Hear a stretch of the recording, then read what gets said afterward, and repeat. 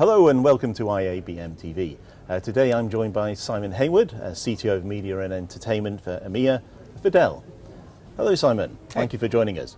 There's a lot of talk about Gen AI right now, and why does it play such a critical role in the next phase of content creation and management and delivery?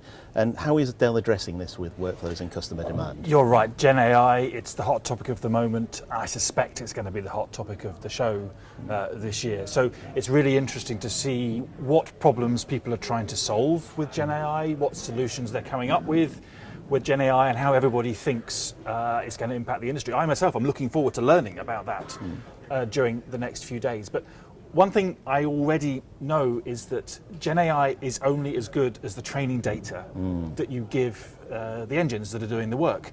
And training data has to be captured and has to be stored. And it's a phenomenal amount of storage capacity that generative AI models need. Yeah. So all the training data has to be captured, has to be stored, has to be accessed. It needs to be high performance, high capacity, and available. And that is where Dell Technologies helps. That's what we bring to the whole ecosystem of generative AI. We provide the storage platforms, whether that's file storage or object storage, on which these training data can be stored and kept, and then the engines can start working on those to generate this new content. Yeah, because I suppose in the ideal world, what we'd like is all of the data stored within the server that the AI is learning on.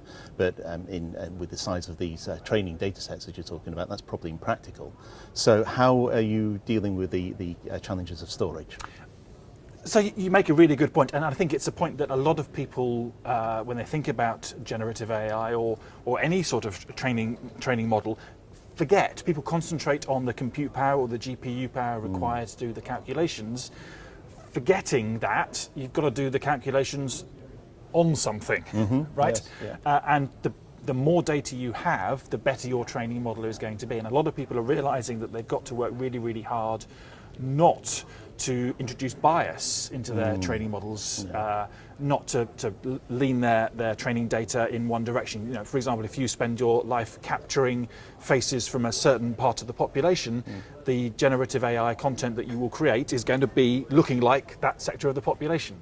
So you really have to think about that. Yes. So it's about capturing lots and lots of content, the right sort of content, and a variety of content. Yeah. And as you absolutely say, you can't hope to store that on the hard drive of a single compute platform. You have to have a distributed infrastructure that sometimes is distributed globally even. Huge platforms that can be accessed simultaneously, concurrently by thousands and thousands of CPUs or GPUs. And it's that distributed storage, that unstructured data storage, that's what Dell Technologies brings. Okay, can you give us some sort of example of how big this storage needs to be for, I don't know if there is a typical IA project. The typical size of the storage that we're talking about for generative AI training is petabytes and petabytes of data. People think about they capture some content on a camera, that's maybe terabytes or whatever. But you have to capture that content multiple times and build up a huge library, and it's petabytes and petabytes of content. Okay, and that leads us on to the subject of security, because once you've got all this data on all these devices, we then naturally have to worry about who has access to it and how and why. So what are you doing to address security, specifically cybersecurity challenges? So you're absolutely right to introduce the concept or the subject of cybersecurity into what we're doing, and for many, many reasons. Some of those reasons are obvious and some of those reasons are not so obvious. Perhaps what people forget is that this data has been captured and stored. The people or the organizations storing that data have a responsibility to keep that data secure. It's in many cases personal data that if you leak that data or that data is stolen, that is a serious problem. So that's, fundamentally that's a really big problem, and it's one that a lot of people often forget. The problem that some people remember but don't really know how to solve necessarily is the bad actor accessing your data and either stealing it or removing it from your use. They might encrypt that data so that you can't access it, or they might steal that data so they can sell it to somebody else, or they might just be causing mischief. So all of these things are reasons why organizations have to increasingly take great care to look after their data. And we've all heard we all know, we all think we know how to look after our data, and the answer is, well, did you create a backup, silly? Yes. And yes, of course, but in the context of petabytes and petabytes of unstructured data that's growing daily, you can't just back that up. It's simply too much. And even if you did back it up, if you had to go and use those backups, how long would that take you to get back online?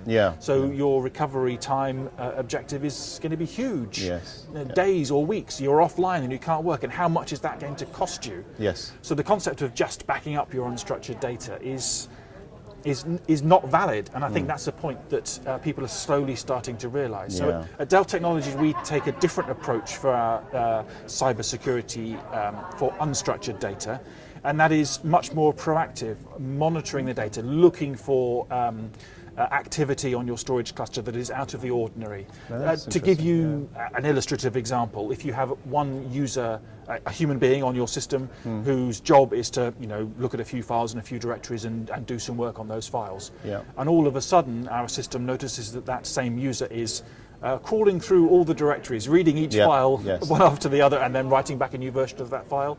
Is that typical behavior for that user? Yes. Absolutely not. So immediately take action, which in that instance is lock that user out, take a snapshot of the data, alert the system administrator. That's just one example of the proactive approach that our solution to cybersecurity for unstructured data takes. And the second line defense is what we call an air-gapped archive. So we take a copy when we are sure that the data that you have on your repository is good, is clean data. We will replicate that to an off-site air-gapped copy, so that even if the bad guys do get in, they can't access the data. Because the first thing that a cyber criminal will do when they gained access to your system is compromise your recovery procedure. Of course, and we protect against that. I mean, that's quite interesting, because when I think of storage, I just think of storage, disk drives, but what you're saying here is you're bringing so much more added value than just disk drives and such like, or in the SSD context drives, of an individual, a consumer, you've got all your photographs on a hard drive, absolutely, just make a backup of the hard drive. But in the context of the petabytes and petabytes of unstructured data that media organisations are generating and using, it's a whole different game. And it's almost like the attitude to AI storage for these huge data sets is on a par, or if not even more important than the high value media assets we store in terms of video and audio. Actually, I'd put it, every single part of that data, whether that's a content that you've captured from a camera in a studio that you're going to then broadcast, or the training data that you've captured that you're going to use to generate content using a generative AI model. They're equal value. They are creating the content, which is the lifeblood of your business. So it all has the same value and all needs to be protected. Okay, that's great. That's very interesting. Thank you for joining us, Simon. And there's obviously a lot more about generative AI than meets the eye, so it'd be great to have a chat with Simon if you get the chance at this show.